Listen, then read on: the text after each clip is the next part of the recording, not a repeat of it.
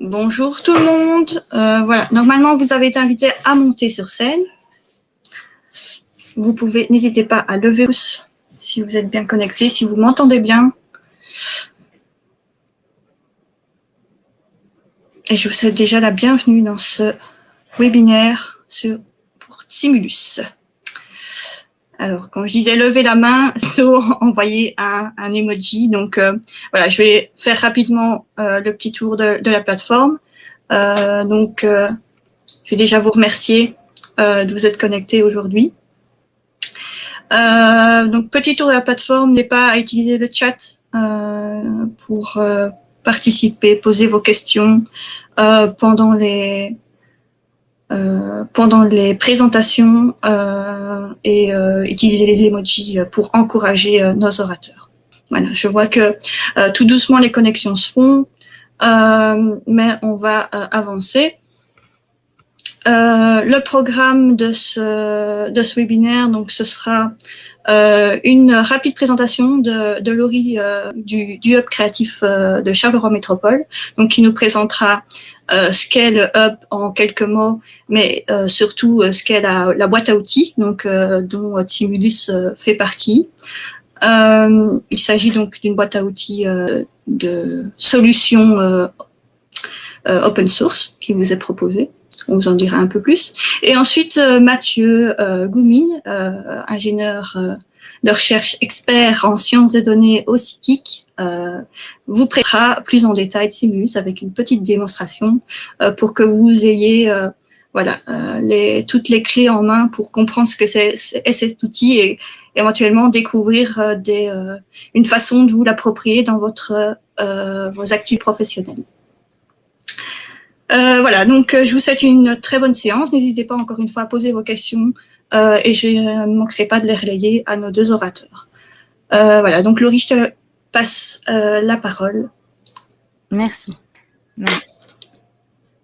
Bienvenue à tous dans ce webinaire qui s'inscrit dans le projet Industrie 4.0.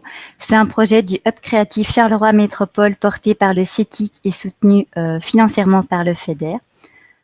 Donc, le Hub créatif Charleroi Métropole, qu'est-ce que c'est? Eh bien, c'est un collectif d'acteurs composé de l'YTech, de Charleroi Entreprendre, du CETIC et de l'ULB, mais également d'un vaste réseau de partenaires issus du territoire Carolo, au service du développement économique et territorial de Charleroi.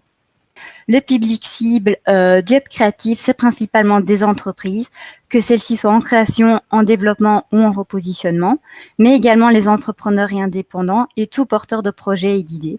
Donc, c'est vraiment pour toute personne qui souhaite faire émerger des projets créatifs territoire de Charleroi. Alors, le HubC se situe au quai 10, donc près de Rive-Gauche à Charleroi, évidemment, mais également dans les espaces des différents acteurs dont je vous ai parlé il y a quelques secondes. Alors, le Hub créatif vise à vous connecter aux réalités de terrain avec ses partenaires, mais également avec tout l'écosystème qu'il a mobilisé sur le territoire Carolo. Concrètement, cela prend la forme de 6 services que vous voyez ici affichés. Et donc, dans ces 6 services, entre autres, ce sont des rencontres créatives, des accompagnements numériques et créatifs soutenus par des méthodologies créatives. Ce sont des webinaires et du prototypage au Fab Lab de Charleroi. Le Hub créatif propose également une trousse à outils donc, que vous trouvez sur son site web, donc via également le que je vous ai mis ici en haut à droite. Donc, la trousse à outils, qu'est-ce que c'est? C'est un référentiel de tutoriels et de fiches didactiques pour vous aider et vous accompagner dans votre transformation numérique et dans votre compréhension des nouvelles technologies. Donc, elles sont réalisées essentiellement par des experts du CETIC. Pour le moment, il y a une dizaine de fiches disponibles sur le site à propos de réseaux de capteurs, de stockage et traitement de données, de prototypage rapide, par exemple comme l'impression 3D, scanner 3D, etc.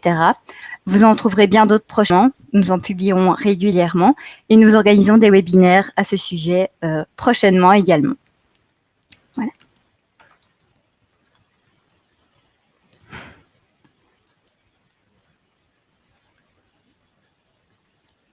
Donc,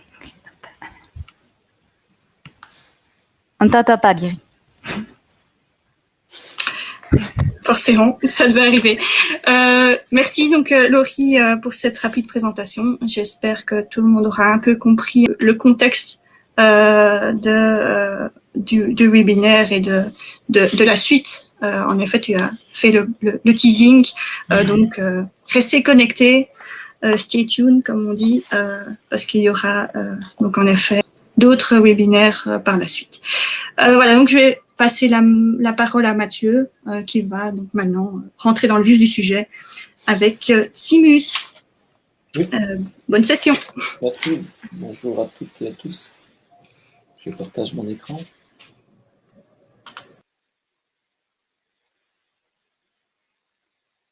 Voilà. Donc Bérangère, comme tu l'as indiqué, n'hésite pas à m'interrompre s'il y a des questions qui arrivent par écrit sur le chat. Voilà, bonjour. Je suis Mathieu Lumine, je fais partie du CETIC. Et en effet, aujourd'hui, je voudrais vous parler de Simulus. C'est un outil, un générateur de séries chronologiques qu'on a créé au CETIC, qui essaye de créer des séries chronologiques qui sont aléatoires, mais aussi réalistes. Nous allons voir tout de suite ce qu'on entend par là. Donc tout d'abord, un bref mot à propos de moi-même. Donc je l'ai dit, je suis chercheur au CETIC. Et au CETIC, je suis impliqué dans des projets, principalement dans des projets qui sont relatifs au traitement de la donnée. Donc j'entends par là le big data, j'entends par là le machine learning, etc., etc. Et notamment, j'ai été impliqué dans le projet Innograms, donc qui se faisait avec Infrabel, donc plutôt dans la gestion de leur infrastructure ferroviaire, dans le projet P15 Insight également avec Préon. Donc là, il s'agissait d'essayer de tirer plus de l'infrastructure de l'usine dont Préon dispose.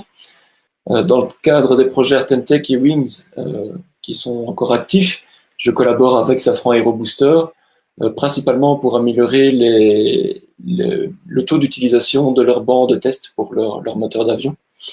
Et enfin, un dernier exemple, dans le cadre du projet FLARAC qui a commencé récemment, j'aide John Cockerill, IBA et Myria à mettre en œuvre des techniques de machine learning qui essayent de créer des modèles à partir de données, pouvoir accéder directement aux données. Donc voilà, des rôles assez variés, mais qui tournent généralement autour de cette idée qu'il faut collecter la donnée, la stocker et la traiter.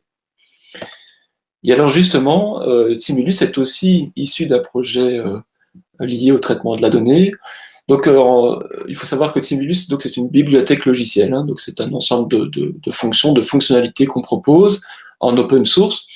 Ça a été implémenté en Scala, qui est un langage de programmation fonctionnel proche de Java. Donc ça tourne sur une machine virtuelle comme Java. Et l'objectif est donc de simuler des séries chronologiques qui soient réalistes. Donc pour expliquer un petit peu la genèse du projet, dans le cadre de mon premier projet de recherche au CETIC, qui était EAMSDI, on devait collaborer avec une entreprise qui disposait d'un data center. Et cette entreprise voulait créer de nouveaux services pour améliorer l'usage qu'on avait de son infrastructure, de ses data centers, en écoutant des données provenant de capteurs, qu'ils soient physiques ou bien virtuels, logiques. Par exemple, on peut mesurer l'utilisation du CPU sur différents serveurs, ou bien on peut mesurer la température de différents composants dans le data center. Et ce partenaire voulait collecter cette donnée, la faire rentrer dans un outil de traitement de la donnée qui devait, sur base de règles métiers, réagir en essayant de prendre des actions intelligentes en fonction des données qui arrivaient au compte-gouttes. Donc le problème dans ce projet, c'est que au cours du projet et au fur et à mesure qu'on approchait de son terme, on se rendait compte qu'on n'avait pas véritablement de données. Donc c'était embêtant pour nous parce qu'on avait mis en place tout un système de traitement de la donnée, mais on n'avait rien pour pouvoir valider notre travail. Et donc la solution qu'on a proposée, c'était de se dire, puisqu'on n'a pas véritablement les données provenant d'un data center, nous allons simuler ces données. Donc nous allons simuler un réseau de capteurs pour deux objectifs. Premièrement, pour valider la solution proprement dite, donc être capable de montrer que notre outil de traitement de la donnée reçoit bien de la donnée, est capable d'y réagir et tout n'explose pas dès qu'on commence à faire rentrer de la donnée.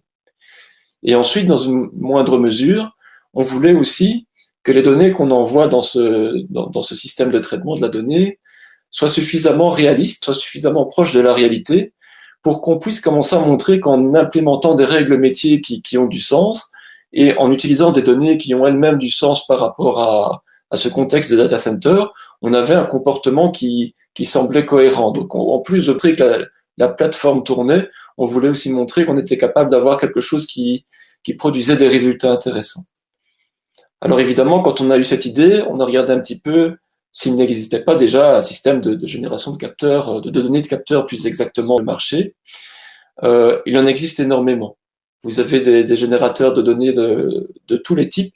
Vous en avez qui sont embarqués dans votre langage de programmation préféré.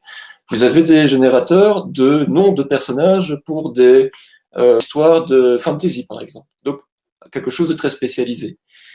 Et donc, nous n'avons pas réussi, en fait, à trouver, malgré la multitude de générateurs en toute généralité, nous n'avons pas trouvé de générateur qui offrait à la fois la possibilité de générer des données de type série chronologique, donc des données issues de capteurs, de manière assez large, assez générique. Hein. On se disait aujourd'hui c'est pour un data center, mais demain ça sera pour autre chose, et d'être quand même capable de générer des données qui soient suffisamment de la réalité par rapport à un domaine spécifique. Donc par exemple, par rapport à un data center. Et c'est de là que vient Simulus. On a commencé à développer une bibliothèque logicielle qui tentait de répondre à ce besoin. Donc elle est open source, donc n'hésitez pas à vous rendre sur le dépôt GitHub de ce projet. Vous pouvez récupérer code source, vous pouvez le compiler, vous pouvez l'exploiter comme vous voulez.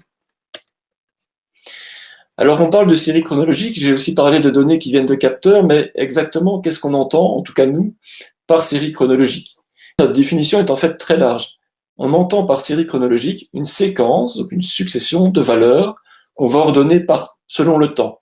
Donc vous prenez différents timestamps, différents moments dans le temps, et à chacun de ces moments dans le temps, vous associez une valeur. Typiquement numérique, mais pourquoi pas des images, pourquoi pas du son, pourquoi pas n'importe quoi, une valeur. Et donc c'est une définition qui est très large, et on trouve des applications à l'utilisation des séries chronologiques dans pratiquement tous les domaines que vous pouvez imaginer.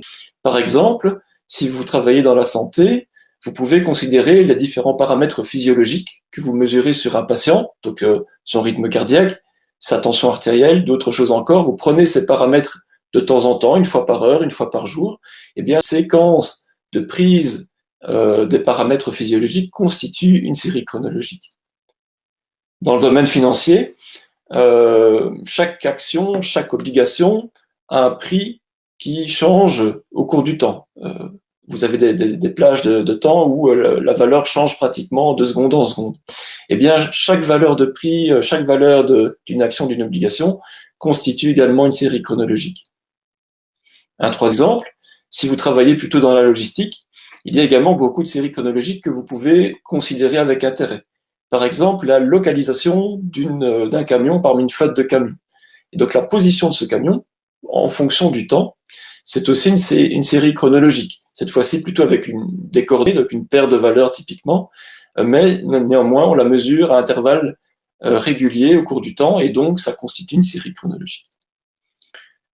Un dernier domaine d'application qui moi me concerne pas mal, c'est le secteur industriel, où on a des usines qui sont remplies de machines, qui sont assez complexes, et puis pour mieux les gérer, pour qu'elles fonctionnent mieux, pour qu'elles cassent moins souvent, on place de plus en plus de capteurs sur ces machines. Et ces capteurs, au début, c'était des systèmes analogiques qu'il fallait aller observer soi-même. Aujourd'hui, on a des systèmes qui automatisent le relevé de la valeur de ces capteurs. Et donc, chaque relevé, au cours du temps, constitue également une série chronologique qu'on peut récupérer, qu'on peut traiter. Donc ça, c'est pour l'aspect, je veux générer des séries chronologiques. Donc, je veux générer des séquences de valeurs au cours du temps, quel que soit le domaine qui m'intéresse. Et puis justement, on se dit on veut qu'elles soient aléatoires mais réalistes. Donc qu'est-ce qu'on entend par là? Premièrement, ce sont des données qui vont vraiment être générées, elles vont être créées ex nihilo, on ne va pas ressortir des données historiques, on ne va même pas se baser a priori sur elles pour les générer. Non, ce sont des données qu'on est capable de créer, ce sont des données qu'on est capable de créer à la demande, vraiment une quantité potentiellement infinie. Mais néanmoins, on souhaite que ces données soient réalistes, c'est-à-dire que leur allure, leur forme, ou les relations qu'il y a entre différentes données de différentes séries chronologiques soient similaires à ce qu'on pourrait observer si on prenait des données réelles et qu'on réalisait la même comparaison. Et en particulier, on souhaite prendre en compte des phénomènes qu'on observe régulièrement dans les séries chronologiques, comme les cycles, c'est-à-dire le fait que la valeur oscille de manière relativement régulière au cours du temps. Également des phénomènes de saisonnalité, c'est-à-dire que certaines valeurs augmente ou diminue à certaines périodes dans le temps. Et également des tendances, donc c'est-à-dire qu'il y a des dérives qu'on peut observer, des valeurs qui tendent à croître ou à décroître au cours du temps. Donc on souhaite pouvoir représenter et retrouver ces caractéristiques d'une donnée dans les données qu'on génère. Aussi, on s'est rendu compte que pour qu'une donnée issue d'une série chronologique soit considérée comme réaliste, il faut souvent qu'elle ait un certain bruit, parce que sinon, si elle est trop lisse, si elle est trop régulière, on se rend compte qu'en fait, elle a été générée par un système artificiel et pas qu'elle n'est pas issue du terrain. Donc, il faut un certain bruit convaincant. Et donc, tous ces points amènent à dire que finalement, le réalisme de la série chronologique qu'on va générer va dépendre du domaine qu'on considère, va dépendre du contexte dans lequel vous vous placez, et donc il faut une expertise métier qui est capable d'exprimer les spécificités du domaine dans lequel vous travaillez pour capturer l'essence ou ce qui fait que vous considérez que la série chronologique est réaliste. Il y a un exemple dans ce slide. J'indique deux images qui représentent la température moyenne mensuelle en Belgique à gauche et puis au Mali à droite. Et on constate très facilement que ces deux types de graphiques ont des allures très différentes. Pourquoi? Parce que les conditions climatiques et géographiques des deux pays sont très différents. Et donc, si vous voulez représenter la température comme si elle venait d'un capteur de température que vous placez dans votre jardin, vous devez prendre en compte, par exemple, le pays où vous vous trouvez pour avoir quelque chose qui semble réaliste par rapport à cette localisation. Et ça, c'est une expertise métier qui peut le dire. Et c'est cette expertise métier qu'on va essayer de capturer et d'exploiter dans Simulus. Alors, Simulus est principalement une bibliothèque logicielle, donc c'est un ensemble de fonctions, mais principalement vous avez une fonctionnalité, génération des valeurs des séries chronologiques. Donc, à haut niveau, cette bibliothèque logicielle va se baser sur un document qui décrit la configuration des séries chronologiques que vous voulez générer. Donc, il faut décrire, au moyen d'objets en JSON, la structure ou les contraintes que les différentes séries chronologiques doivent avoir avant de pouvoir les générer. Donc, vous avez un exemple d'un tel document juste ici. Je ne rentre pas dans sa constitution pour le moment, on fera ça plus tard. Et vous voyez qu'on exploite, on décrit l'allure globale que doit avoir une série, et puis on dit qu'on souhaite générer des valeurs pour cette série-là. Donc tout d'abord, il faut décrire ce document de configuration de séries chronologiques.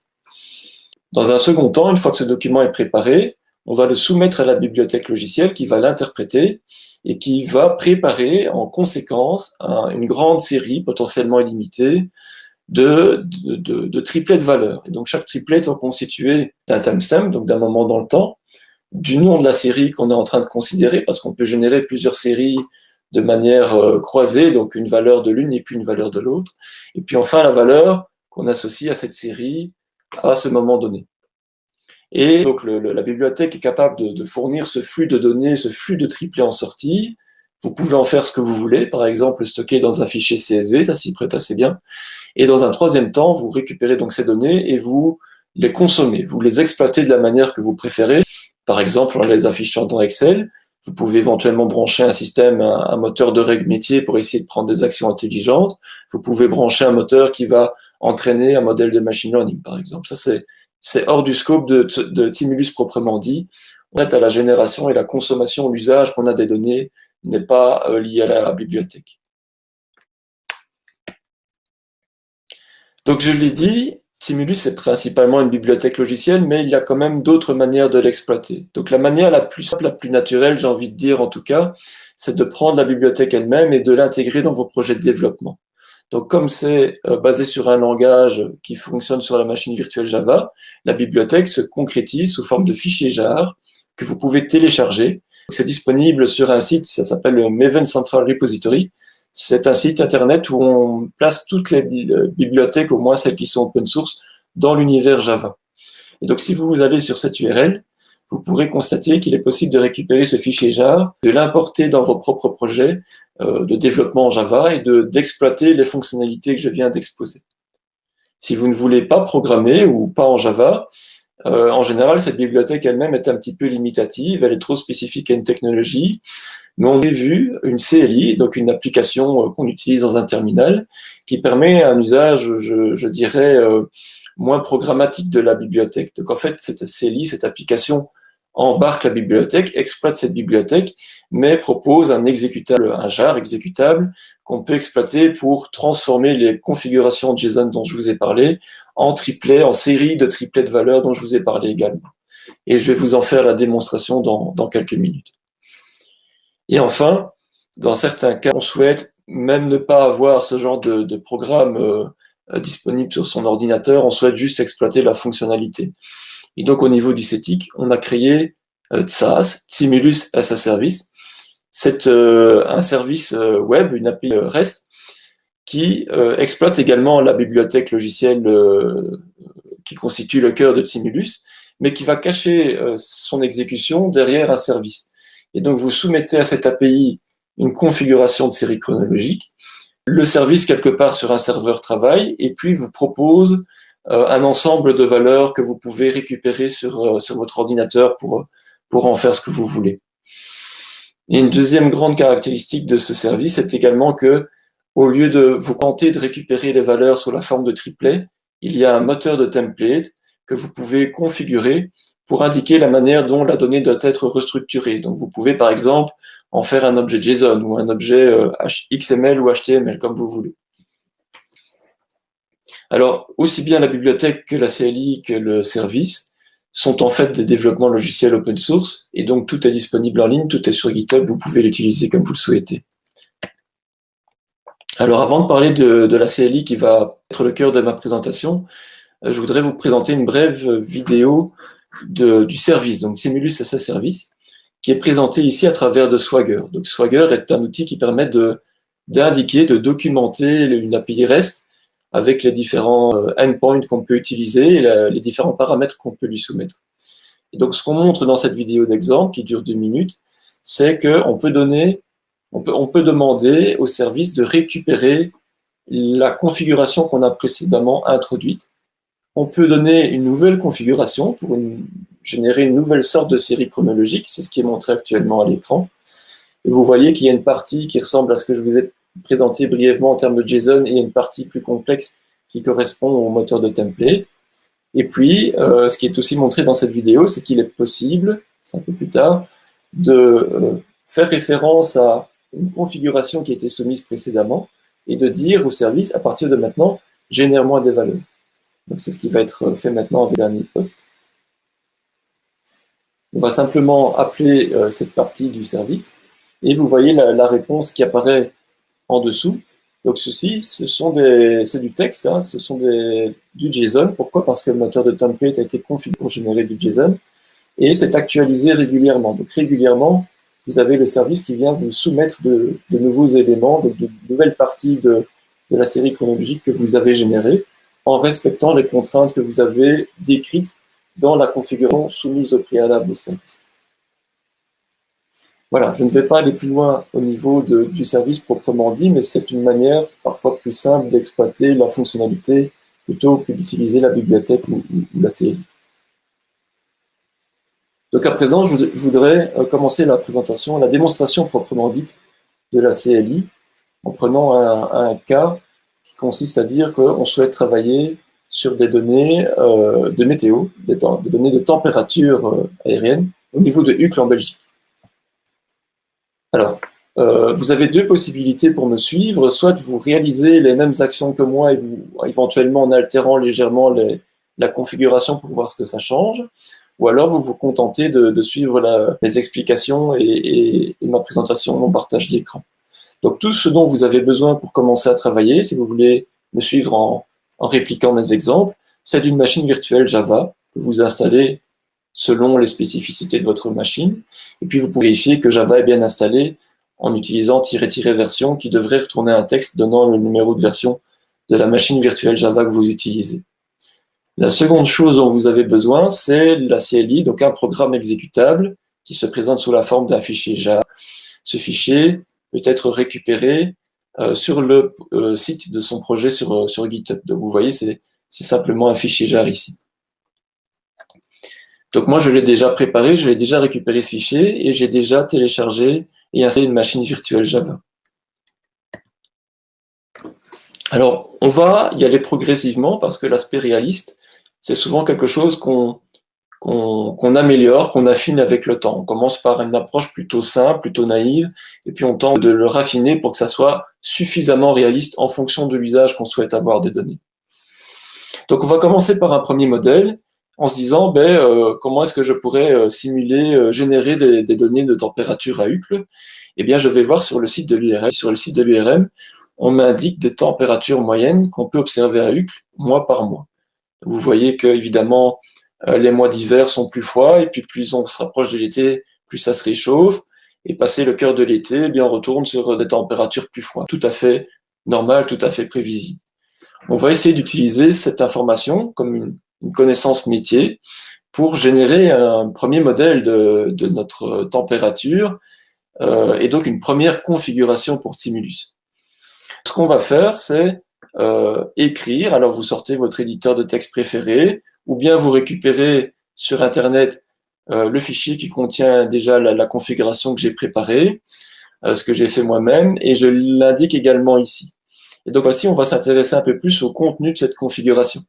Donc c'est un objet JSON, je l'ai déjà dit, qui contient 3 grandes parties. La première, ce sont les générateurs. Vous voyez que c'est une liste de 1 générateur en l'occurrence, on commence simplement. Ensuite, on indique ce qui sera exporté, j'y reviens après, et également les limites à la plage de temps des données qui doivent être générées, j'y reviens après également. D'abord, les générateurs, ou le générateur en l'occurrence. Chaque générateur a un petit nom. Vous donnez ici une valeur arbitraire. Chaque générateur a un type, puisque c'est le type qui va définir la nature de la contrainte ou de l'allure que vous souhaitez donner à vos données. Donc ici, on va donner un type monthly qui indique qu'on va donner une valeur pour certains des mois de l'année. Et c'est ce qu'on fait ici. Et donc, en fonction du type qu'on spécifie, différents paramètres sont possibles. Tout ça est évidemment documenté dans la bibliothèque. Et nous, ce qu'on va utiliser, c'est qu'on va donner à chaque mois une valeur. Et vous voyez que ces valeurs correspondent aux valeurs de température qu'on a pu relever sur le site de l'IRM. Donc, en indiquant ce générateur, vous ne créez pas une série chronologique, vous créez un moule, un template à partir duquel vous pouvez créer des séries chronologiques. Ici, on le fait à partir d'un générateur. Une fois que ça est fait, vous pouvez en créer plusieurs de la sorte. Vous dites, tout ça c'est gentil, mais maintenant je veux vraiment des valeurs de séries chronologiques sur base des générateurs que j'ai spécifiés préalablement. Et donc ça se fait avec le exported, qui est également une liste, mais dans laquelle on indique le nom de la série chronologique qu'on souhaite générer, qui ne doit pas nécessairement correspondre au nom d'un générateur. Vous devez indiquer à partir de quel générateur cette série chronologique sera générée. Dans ce cas-ci, on retrouve bien le nom qu'on avait défini au préalable. Et également une fréquence, c'est-à-dire vous spécifiez avec quel intervalle de temps vous souhaitez que les points sortent du tuyau en sortie de Timulus. Donc ça s'exprime en millisecondes. Donc ici, vous avez un point qui sera généré toutes les 600 secondes, donc toutes les 10 minutes. Ce qui est généralement suffisant puisqu'on travaille sur des températures extérieures, c'est une bonne échelle de temps. Donc ceci dit, voilà, à partir des générateurs décrits précédemment, je veux créer une série chronologique basée sur ce générateur qui aura cette fréquence. Et ensuite, dans ce cas-ci en tout cas, on spécifie la date de début et la date de fin pour lesquelles les données doivent être générées. Donc on va commencer le 1er janvier 2016 à minuit, générer une donnée toutes les 10 minutes jusqu'au 31 décembre 2017, donc l'équivalent de 2 ans de données. Alors je vous en fais la démonstration. Oui. Le fichier lui-même est évidemment littéralement ce qui est écrit là. Donc une première chose qu'on va faire, c'est d'exécuter le fichier jar. Pardon, je ne peux pas l'éditer. Zut.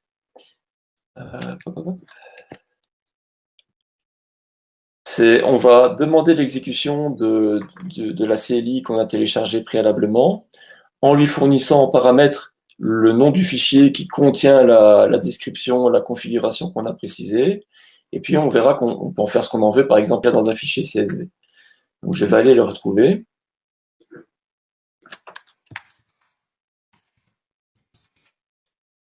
Voilà, je prends ceci.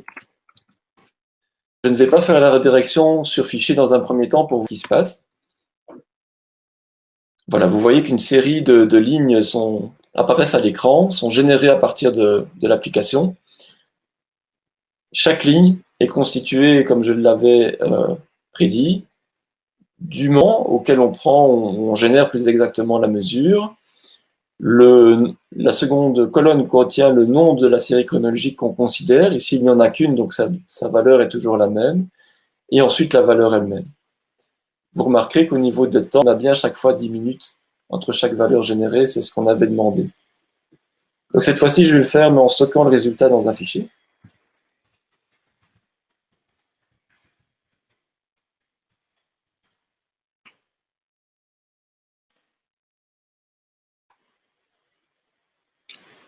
Voilà. Donc, si je vais voir dans ma liste de fichiers, j'ai bien le fichier CSV qui a été généré. Et là, vous en faites ce que vous voulez. Par exemple, vous l'ouvrez dans Excel. Ici, plutôt que d'utiliser Excel, je vais utiliser un autre programme d'affichage qui a l'avantage de pouvoir être utilisé en ligne de commande, qui s'appelle les GnuPlot. Il s'utilise en utilisant sur base d'un fichier textuel que vous devez créer qui contient les instructions nécessaires à l'affichage. Pour ce premier exemple, je vais vous montrer en quoi constitue ce fichier pour vous montrer qu'il n'y a pas de données dedans, et par la suite, on se contentera de l'exécuter. Donc, si j'ouvre le fichier, voilà. Vous voyez qu'il est très simple. Il contient quelques actions qui permettent de dire quels seront les titres des différents éléments de l'image. Et puis, essentiellement, vous avez une instruction qui demande d'afficher le contenu du fichier CSV que je viens de créer en utilisant la colonne numéro 1, c'est-à-dire le temps pour l'axe des X, et la colonne numéro 3, c'est-à-dire la valeur pour l'axe des Y. Donc, je vais en quelque sorte demander d'exécuter ce petit programme avec GnuPlot.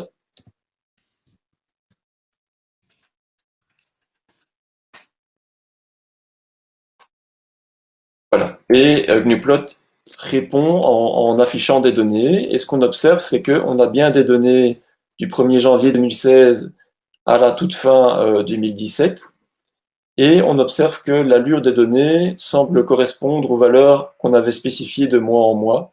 C'est-à-dire qu'au début de l'année et en fin d'année, il fait plutôt froid et pendant l'été, il fait plutôt chaud. Voilà, un premier exemple. Donc ça marche. On a un système qui marche, mais avouez que lorsque vous voyez ce genre de graphique et qu'on vous dit que ce sont les températures soi-disant mesurées à partir d'un thermomètre, vous dites non, c'est trop rigolo, c'est pas possible, ce n'est pas assez réaliste. En particulier, vous savez, ou l'expert métier vous le dit si vous ne le savez pas, que en réalité la température extérieure change de mois en mois au cours de l'année, mais change aussi d'heure en heure au cours de la journée, puisque il fait plus chaud le jour que la nuit, normalement. Donc c'est une sophistication qu'on va essayer d'introduire avec un second modèle. Donc on dit ici, non seulement je vais avoir une évolution de la valeur qui se fait de mois en mois, mais je vais également en avoir une qui va se faire d'heure en heure. Et je retourne sur le site de l'IRM et je vois que j'obtiens des valeurs qui sont relatives cette fois-ci au sein d'une journée. Donc au sein d'une journée, si on prend une valeur de base, eh bien à minuit, la température réelle est 3 degrés en dessous de cette valeur de base.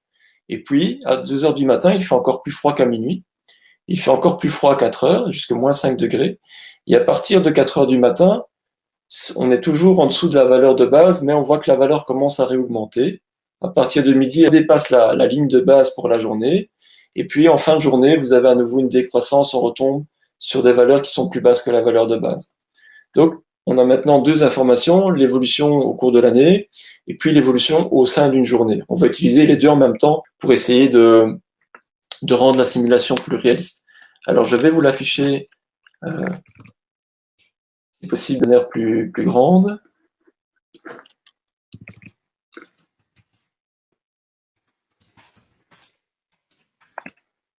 Voilà, j'affiche le contenu d'une nouvelle configuration. Donc, vous modifiez la configuration précédente ou vous copiez votre fichier. Et cette fois-ci, on va introduire trois générateurs plus exactement. Mais donc, vous avez votre premier générateur, qui est exactement celui que vous aviez précédemment, avec les températures de mois en mois. On n'y touche pas. Par contre, je crée un deuxième générateur, je lui donne un autre nom, et cette fois-ci, j'utilise un autre type d'ELI, qui permet de donner des valeurs d'heure en heure au sein de la journée. Et comme précédemment, je spécifie que à certains moments dans la journée, cette fois-ci, j'ai certaines valeurs et je donne les valeurs relatives à la valeur de référence au niveau de la journée. Donc je recopie en quelque sorte, j'encode les données fournies par l'IRM. Et une fois ces deux générateurs, je dis, la série chronologique que je veux générer, elle doit prendre en compte ces deux générateurs. Elle doit faire la somme finalement des deux valeurs. Et pour représenter ça, je crée un troisième générateur que j'appelle result, qui est un peu différent, qui est de type aggregate, et qui va faire la somme, je le précise grâce à un de ces paramètres, entre tous les générateurs que je donne comme autres paramètres de ce générateur. Donc, autant les deux premiers générateurs étaient, nous on les appelle primaires, donc ils utilisent des informations de base à partir de données que vous imaginez ou que vous connaissez, autant le troisième est en fait une combinaison, une composition de générateurs plus basiques. Et une grande force de storage, ce qui fait qu'on peut aller vers des choses très complexes, c'est cette capacité de compléter des générateurs pour créer des générateurs plus avancés. Donc ce qu'on va faire, c'est que chaque fois qu'on va demander la température à un moment donné, on va aller prendre la valeur qui est fournie par le générateur mensuel, ça va nous donner une valeur en fonction du mois en cours, et puis on va prendre la valeur donnée par le générateur journalier, qui va lui-même fournir un correctif sur la valeur. Et finalement, ce qu'on va exporter, ça sera bien une série chronologique basée sur ce générateur de composition, donc qui compose les deux, avec la même fréquence et les mêmes dates de début et de fin. Donc j'ai repris le doc ici, mais c'est exactement le même contenu. Et cette fois-ci, si on l'exécute, on peut le faire en deux temps. En fait, ça peut valoir la peine.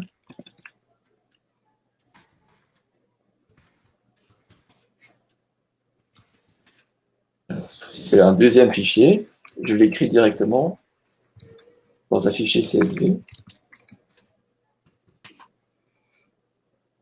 Mathieu, je te laisse finir. Après, il y aura une petite question. Oui, bien sûr. Je te fais remonter. Tu me dis quand. D'accord. Je montre la première image et après. Vas-y.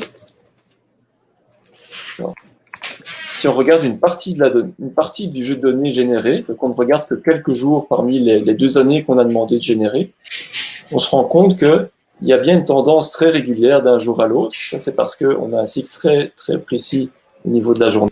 Mais on a l'impression qu'aussi, d'un jour à l'autre, on a les mêmes données qui se reproduisent. En réalité, ce n'est pas vraiment le cas, puisque vous avez une dérive relativement lente d'un jour à l'autre. Au fur et à mesure que les jours passent au mois de janvier, la température globalement va augmenter. Et ça, on peut le voir, je terminerai par ça pour ce slide, en prenant en compte une plus grande plage de temps, donc plus de jours. Donc vous avez ici des données de janvier jusqu'à fin février.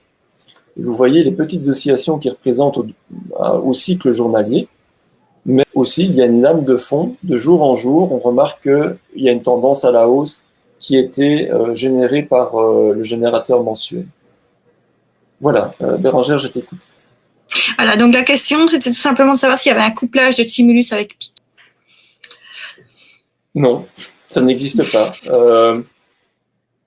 Aujourd'hui, en tout cas, ça n'existe pas. Pour s'interfacer avec d'autres langages de programmation, le plus simple, à mon avis, ça reste l'API REST. Ou alors, il faut utiliser la CLI, comme je suis en train de faire, sauf qu'on la pilote avec Python plutôt que de le faire à la main, comme je suis en train de le faire. Voilà, j'espère que ça répond à la question. Et Tom nous demande également si l'extrapolation, elle est linéaire. Ça se configure. Par défaut, c'est le cas, mais il y a différentes manières de générer, de calculer la valeur entre 2 points cibles. Donc, par exemple, sur le mensuel, on prend des valeurs pour le milieu du mois, et si on ne met pas la valeur justement au milieu du mois, il y a une interpolation par défaut linéaire qui peut se faire, mais on a aussi des courbes, des splines qu'on peut utiliser, ce genre de choses-là. Ce sont des paramètres du générateur. Voilà.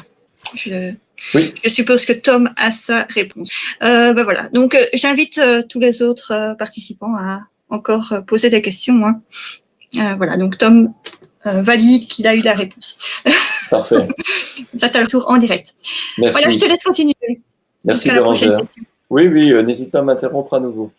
Donc, on avait un premier modèle qui marchait mais qui était trop simple. On s'est dit il faut au moins intégrer la notion d'évolution au cours d'une journée, c'est ce qu'on vient de faire. Et puis je vais aller un pas plus loin en disant tout ça c'est beau mais c'est bien lisse, on voit que c'est lisse, on voit que ce sont des données qui sont interpolées entre des points clés. Si on montre ça à un humain, il va se dire ce n'est pas un vrai capteur qui a donné cette valeur-là. Donc on va aller vers un troisième modèle qui va d'ajouter un bruit. Alors, à nouveau, vous rééditez votre fichier ou bien vous en créez un nouveau. Ici, j'ai représenté ce modèle étendu. Donc, qu'est-ce qu'on a? On a notre générateur mensuel, chercher les points pour que ce soit plus clair, mais ils sont toujours là. On a notre générateur journalier, j'ai également caché les points pour que ce soit plus clair, et j'en intègre un nouveau. Je crée un nouveau générateur, que j'appelle Noise, et lui est de type ARMA. Alors ARMA, c'est en fait une famille de modèles qu'on utilise depuis bien longtemps pour essayer de modéliser des séries chronologiques. Donc quand vous essayez de caractériser des données que vous collectez sur le terrain, vous pouvez utiliser ARMA ou d'autres modèles plus complexes que lui, hein, comme ARIMA, ARIMAX et compagnie. Mais l'idée de base, c'est d'essayer de ramener finalement l'ensemble de vos mesures à quelques paramètres sur un modèle. Et on peut le faire avec différents niveaux de précision.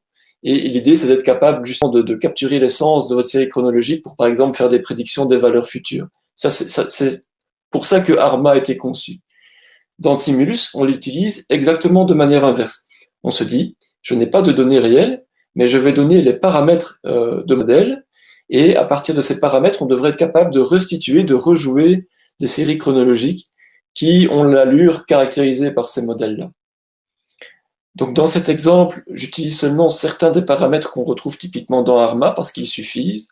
Il faut savoir aussi que, contrairement à du bruit, par exemple du bruit blanc, où vous tirez un nombre au hasard, ou un bruit gaussien, ou un bruit normal, ça c'est un bruit pour lequel, chaque fois que vous prenez une valeur, deux valeurs consécutives sont complètement décorrélées. Et c'est en tirant beaucoup que vous finissez par retrouver une certaine distribution sur les valeurs du bruit. Lorsqu'on travaille avec ARMA, c'est différent. C'est une approche ils appellent ça une marche aléatoire. C'est-à-dire qu'ils considèrent que dans la série chronologique, on commence à un certain pas, une certaine étape, et ensuite on se dit que la valeur pour le pas suivant, pour l'étape suivante, ce sera la valeur du pas précédent plus un certain décalage. Et l'idée, c'est que le décalage sera aléatoire, plus ou moins fort en fonction des paramètres qu'on modèle, mais il sera toujours par rapport au pas précédent. Et ça donne une allure souvent plus réaliste au bruit, parce qu'on ne peut pas avoir des valeurs, par exemple, entre 0 et 1, si vous prenez une distribution uniforme entre 0 et 1, vous ne pouvez pas avoir 0 et puis 1 tout d'un coup. Vous pouvez avoir une certaine transition, un certain nombre de pas avant d'aller du 0 vers le 1 ou inversement. Donc il faut imaginer une personne ivre qui marche dans la rue, et qui est par exemple tout à gauche sur le trottoir de gauche, et au fur et à mesure qu'il avance, il va un petit peu à droite ou il va un petit peu à gauche, mais bien que sa démarche globalement soit aléatoire, vous savez quand même que c'est assez réaliste, il ne se téléporte pas d'un bout à l'autre du trottoir, il suit une certaine progression dans sa démarche. C'est ce que représente le modèle ARMA. Donc ici, on va donner un petit peu de bruit avec une déviation standard plutôt faible. Et puis, je modifie mon générateur d'agrégation de résultats. C'est toujours une agrégation, toujours en faisant une somme, mais j'intègre mes trois générateurs précédents, dont celui de bruit. Et lorsqu'on réalise de nouveau ceci, on obtient cette image-là.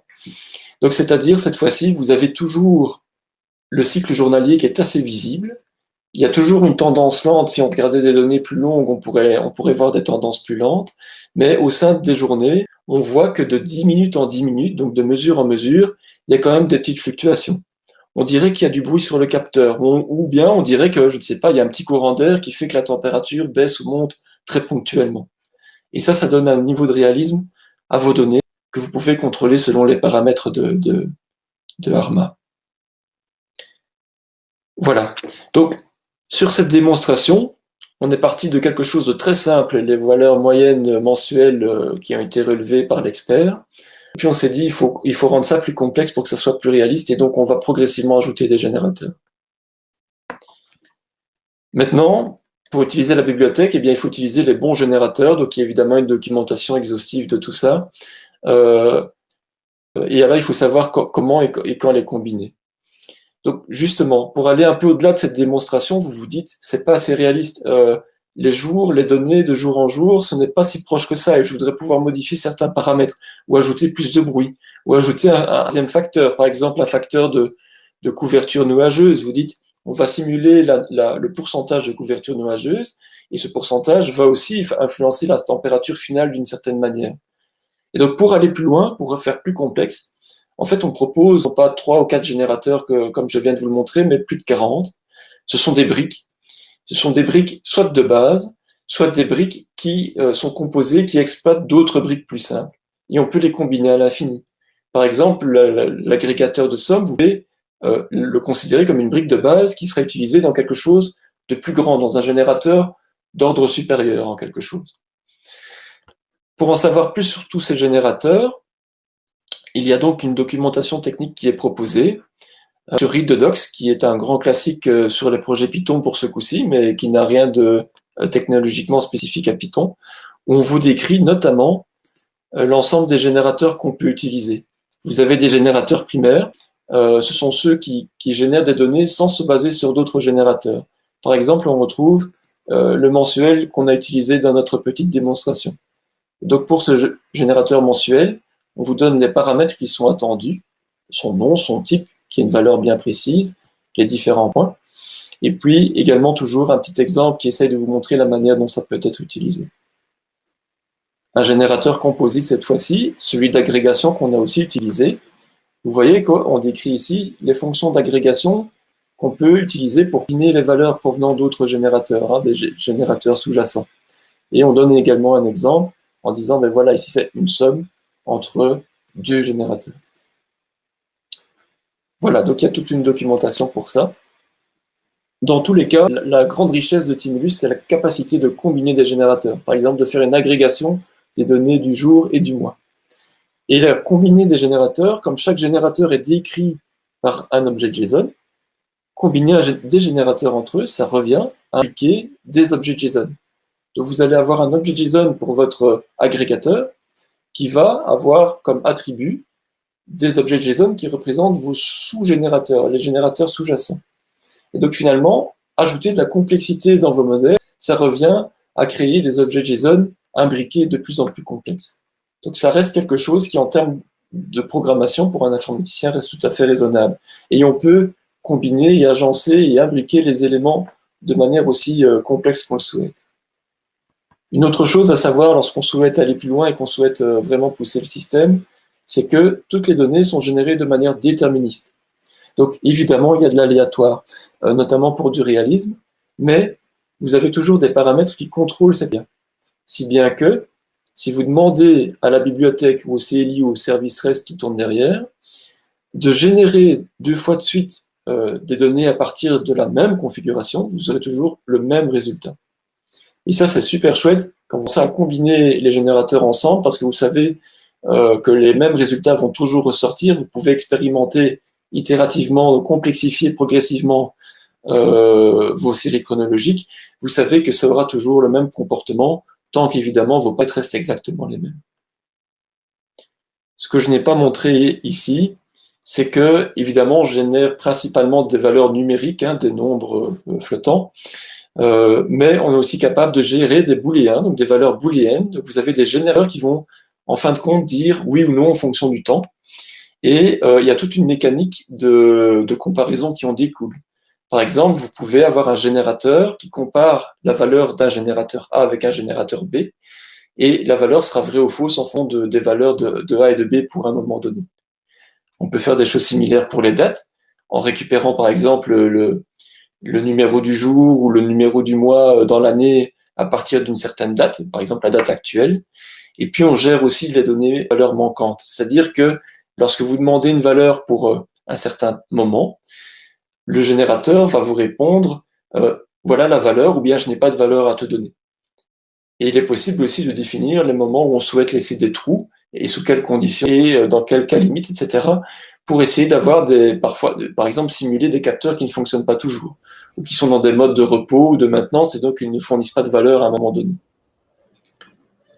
Et évidemment, tout ça, finalement, se retrouve dans la documentation.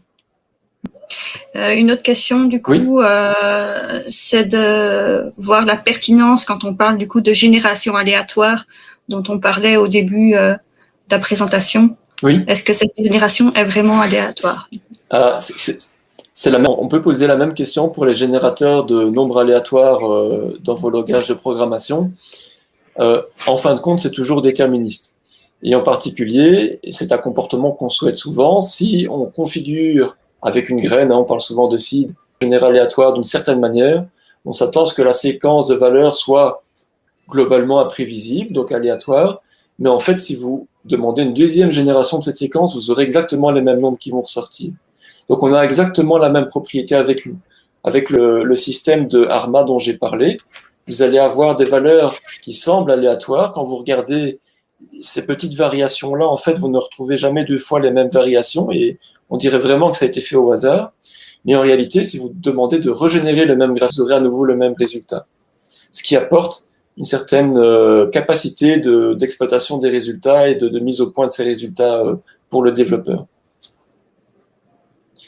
Il y a aussi, donc je ne le montre pas ici, mais il y a un générateur gaussien qui ne se base pas sur des pas aléatoires, mais sur vraiment des valeurs qui sont décorrélées les unes des autres, en tout cas de proche en proche.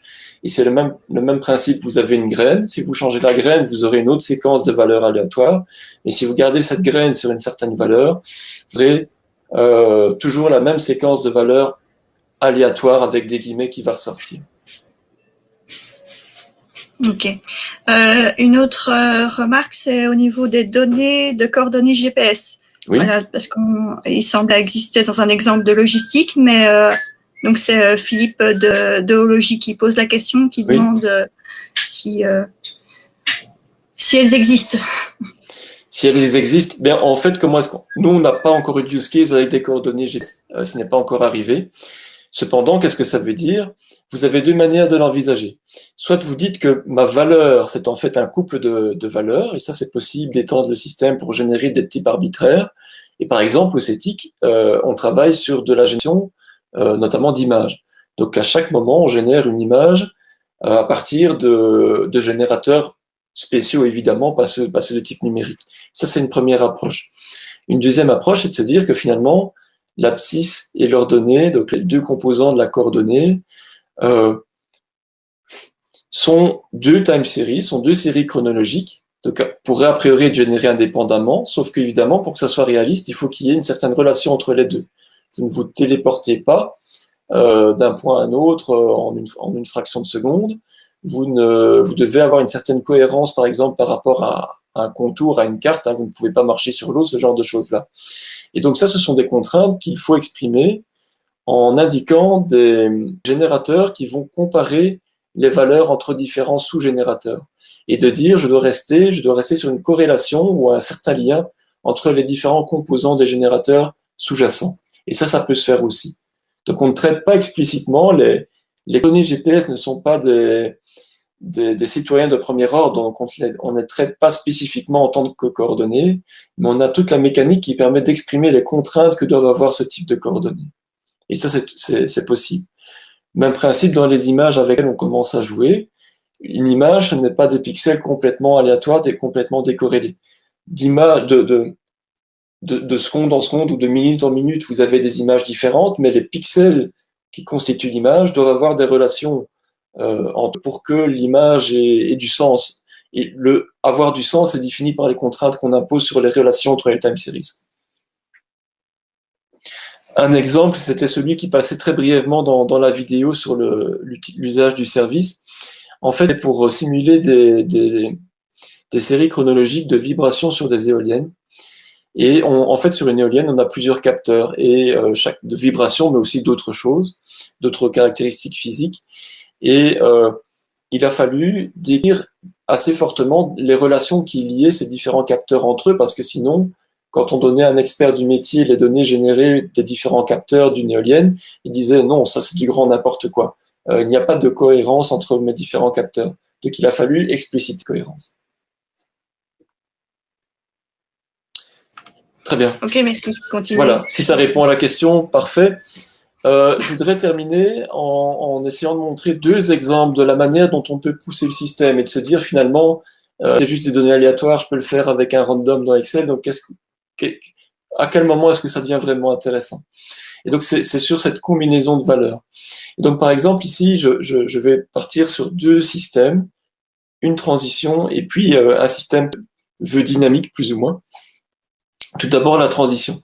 Donc, on est capable de créer un générateur qui fait la transition d'un générateur à un autre.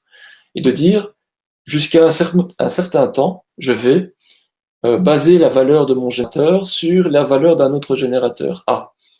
Et à partir d'un moment que je définis, je vais progressivement abandonner les valeurs de ce générateur-là et je vais utiliser plutôt les données d'un générateur B, qui peuvent avoir des points communs ou être complètement différents.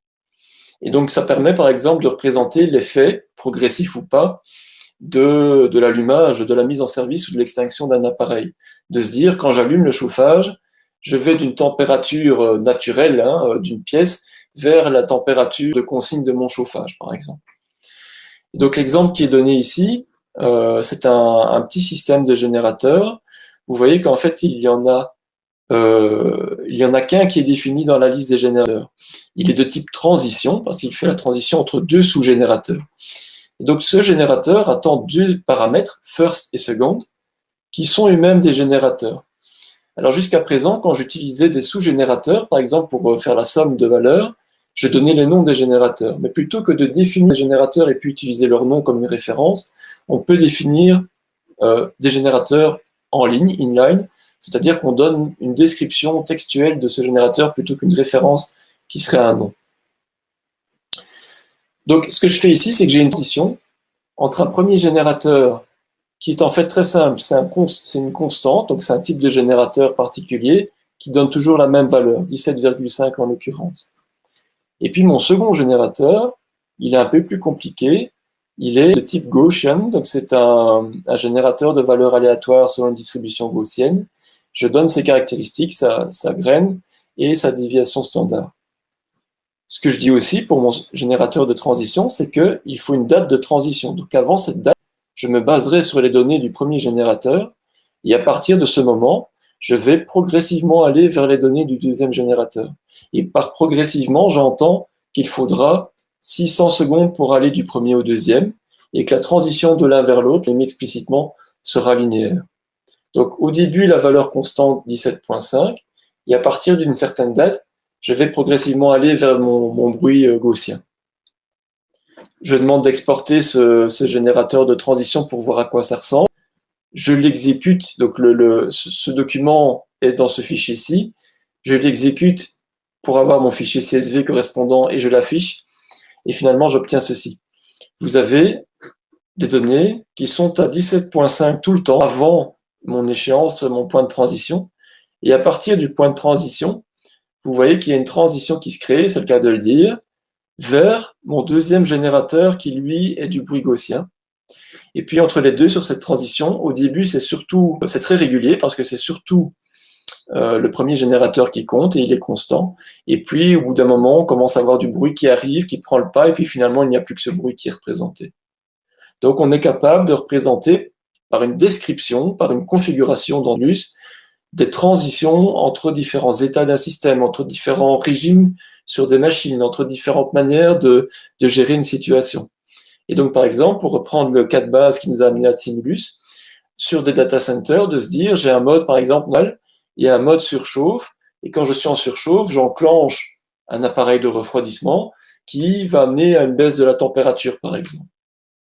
Donc, on est capable de représenter ce genre de choses avec des descriptions sous forme d'objet JSON. Pour aller plus loin sur cet aspect plus dynamique, je présente mon dernier exemple de ce webinaire. C'est un générateur qui est conditionnel. Donc, j'ai pris le cas, c'est un peu plus complexe, mais ça reste assez naïf. Donc, c'est un système conditionné. On a un système d'air conditionné qui peut essayer de contrôler la température d'une pièce. Donc, les règles du jeu, et c'est là que c'est naïf, c'est que si l'AirCo ne fonctionne pas, la température de la pièce, c'est la température extérieure.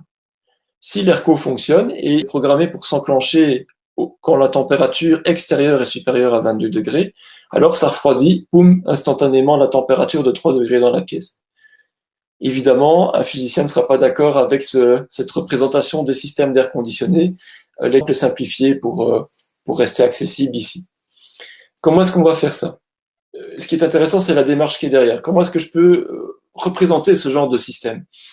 Eh bien, évidemment, avec des générateurs. Vous en avez plusieurs ici. On y va pas par pas. Je fais un générateur pour la température extérieure. Et je veux qu'elle passe parfois au-dessus de 22 degrés, qu'elle soit parfois en dessous, sinon on ne verrait rien. Et donc, pour avoir cette complexité, je dis que la température extérieure, c'est la somme entre une constante 18, qui me fait une ligne de base, et un autre générateur, qui est lui-même une agrégation, un produit, cette fois-ci, donc on fait fois. On fait un produit entre une constante 5 et une fonction sinus.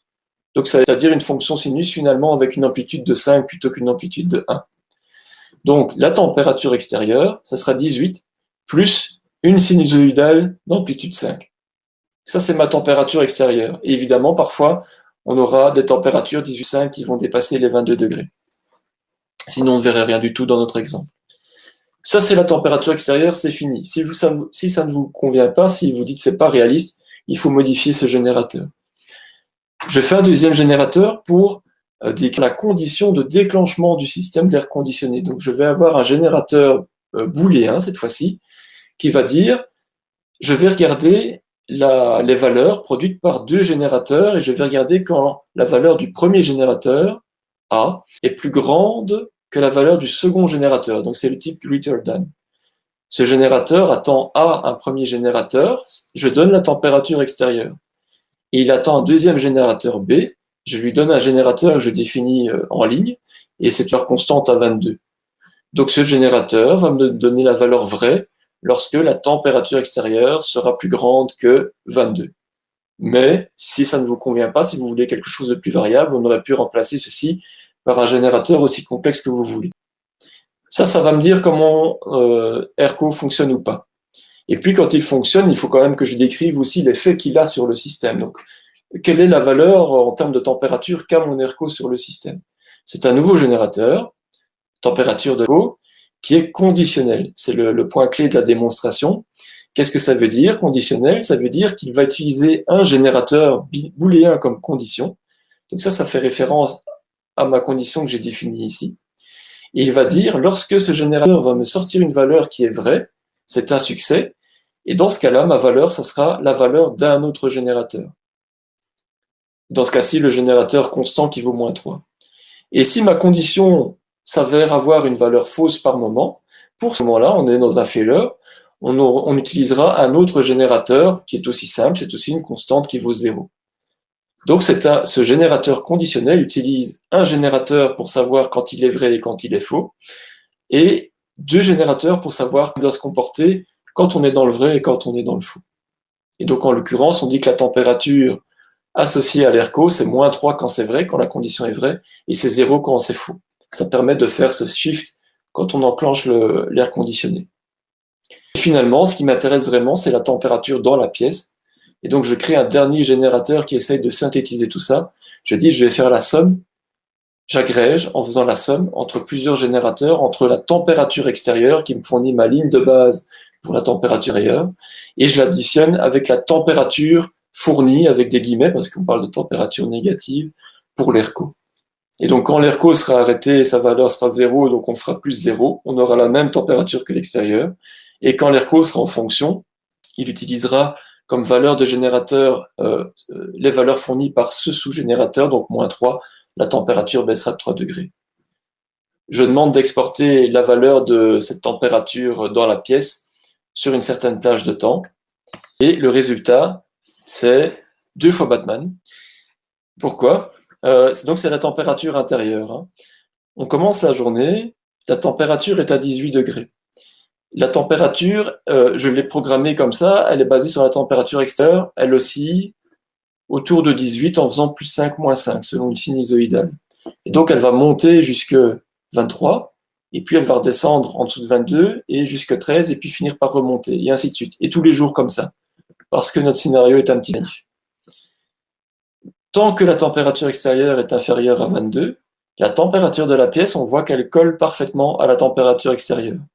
À l'instant où elle atteint 22 degrés, on voit l'effet de la mise en route du système d'air conditionné parce que dit la température extérieure fournie par mon générateur est maintenant supérieure à 22, donc je dois faire cette température moins 3. Donc à 22, pof, on redescend à 19 instantanément, ce qui est aussi peu réaliste, je vous l'accorde. La température extérieure vient monter jusqu'à 23 et donc la température intérieure monte elle aussi. Et quand la température extérieure entame sa redescente, la température intérieure entame également sa redescente. Lorsque la température extérieure redescend en dessous de 22, la condition qui fait que l'ERCO fonctionne ou pas ne devient plus vraie, donc la valeur est fausse. Du coup, la valeur de température associée à l'ERCO redevient 0. Pof, la température remonte de 3 degrés, on revient à 22, ce qui est la température extérieure, et là on reprend la température telle qu'elle est définie par la température extérieure. Et le lendemain, rebelote, on a exactement le même scénario dans ce cas-ci. Donc imaginez qu'on a défini situation conditionnelle, des machines qui fonctionnent ou pas, des systèmes qui sont dans des modes A plutôt que dans des modes B, et en fonction de ces modes, on va plutôt embrayer sur certains générateurs plutôt que sur d'autres. Si le fait que l'impact de la mise en route de l'air condamné, c'est trop brutal pour vous, ça c'est pas réaliste, et je serais d'accord avec vous, eh bien en fait on pourrait se dire, oui mais en fait ça c'est une transition. L'ERCO a un impact cumulatif au cours du temps, ou un impact de plus en plus fort au cours du temps, et donc on va se dire, quand il est en route, il va abaisser progressivement la température au moins 3 degrés, ce qui aurait un petit peu adouci l'allure de cette courbe. Et donc ainsi, en combinant aussi un générateur conditionnel avec un générateur de transition, on peut arriver à des systèmes à nouveau plus complexes, plus réalistes, jusqu'à ce que vous soyez satisfait du signal qui ressort de cette génération de valeurs. Pour conclure, je synthétise, Simulus est essentiellement une bibliothèque logicielle dans le monde Java. C'est du Scala, mais c'est pas très grave, l'essentiel c'est que ça tourne sur une JVM, pour générer des séries chronologiques qui soient aléatoires et réalistes, avec une définition d'aléatoire et de réaliste, qui sont définis par une expertise métier, quelqu'un qui décrit l'allure que doivent avoir les séries chronologiques grâce à des objets JSON. Ce qui est fondamental, c'est que l'aspect de complexité qu'on peut atteindre avec le générateur vient du fait que ces objets, on parle de générateurs, sont des briques, certaines sont simples, mais certaines de ces briques sont faites à partir des données fournies par les briques sous-jacentes. Et donc on peut, comme dans un Lego, venir combiner, fusionner des briques de manière aussi complexe que souhaité pour représenter des scénarios de plus en plus étoffés jusqu'à ce que ça atteigne le degré de réalisme que vous souhaitiez.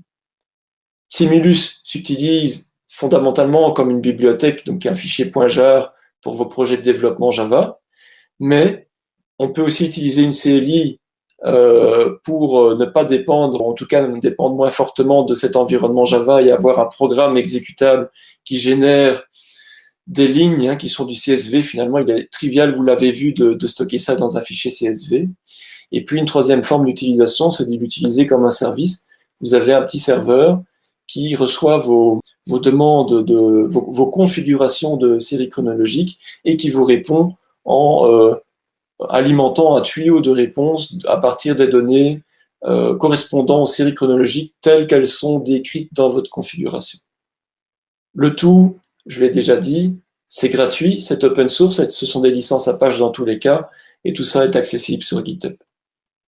Voilà, merci beaucoup pour votre attention et j'espère que vous avez encore des questions. Merci Thomas. Oui, il y a des questions. Oui. Donc, voilà, déjà beaucoup d'applaudissements, donc merci. Merci pour lui. Donc je te propose de retirer le partage de ton écran, oui. Sauf si je pense pas que tu auras besoin de répondre aux quelques questions. Donc il y avait une première question, c'était à combien de temps peut-on estimer le temps pour simuler un comportement d'Antimulus sur base de chiffres réels, donc en partant de 0. Donc en somme, à combien de temps estime-t-on la montée en compétence sous Timulus?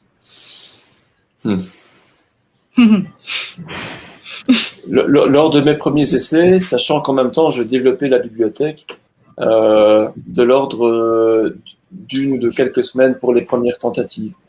En fait, notre premier objectif pour EAM-SDI, c'était d'arriver à un simulateur de réseau de capteurs pour un data center.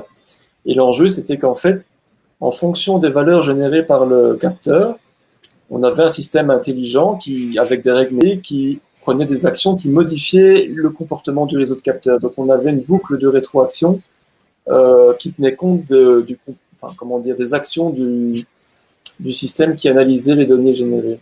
Et ça nous a pris quelques semaines pour avoir un premier mini réseau de capteurs qui ressemblait à, qui était suffisamment réaliste que pour qu'on puisse travailler avec pour créer les règles métiers d'action. Voilà. Mais maintenant, en fait, c'est pas tellement une quantité de données existantes ou a priori, les données n'existent même pas. Nous, dans nos cas d'utilisation, les données de base n'existent même pas. On commence par se dire, allez, comment est-ce que je pourrais exprimer la forme que doit avoir ma série chronologique? On fait une première tentative. C'est un peu, vous voyez, l'ERCO, il diminue 3 degrés, c'est pas toujours 3 degrés, et puis c'est pas instantané, donc il faut ajouter une transition, etc., etc. Et donc, d'heure en heure, d'itération en itération, au bout de 2-3 itérations, on arrive souvent à des graphies qui deviennent difficiles à discerner de quelque chose de réel pour un expert métier. Ok, merci. Une autre question, c'était sur le format de sortie de l'API REST. Donc, est-ce que c'est en JSON, en CSV ou autre chose? Alors, la bibliothèque elle-même fournit des objets Java. Ça, donc on peut réutiliser comme on veut, c'est des triplets de valeurs. La CLI fournit ces lignes qui sont constituées de 3 colonnes. Le timestamp, le nom de la série chronologique et la valeur. Toujours comme ça. Si ça ne vous convient pas, soit vous faites un programme qui fait un post-traitement de cette sortie. Par exemple, ça prend un fichier CSV et ça le post-traite. Ou alors, vous utilisez un moteur de template. Donc, avec le service Timulus as a Service, ce qu'on fait, c'est qu'ils utilisent Jinja, si je me souviens bien, enfin, un moteur de template en tout cas, qui reçoit ces triplets de valeurs et les retransforme selon les règles spécifiées par le template. Par exemple, on a un JSON. Donc, dans la vidéo que je vous ai montrée, c'était pour ces éoliennes. On voulait générer les données telles qu'elles étaient générées par les véritables capteurs, c'était des documents JSON. Et donc, Timulus, a priori, n'est pas tout à fait adapté, mais en transformant l'output de Timulus à travers ce mode template, on fournissait des objets JSON à la volée.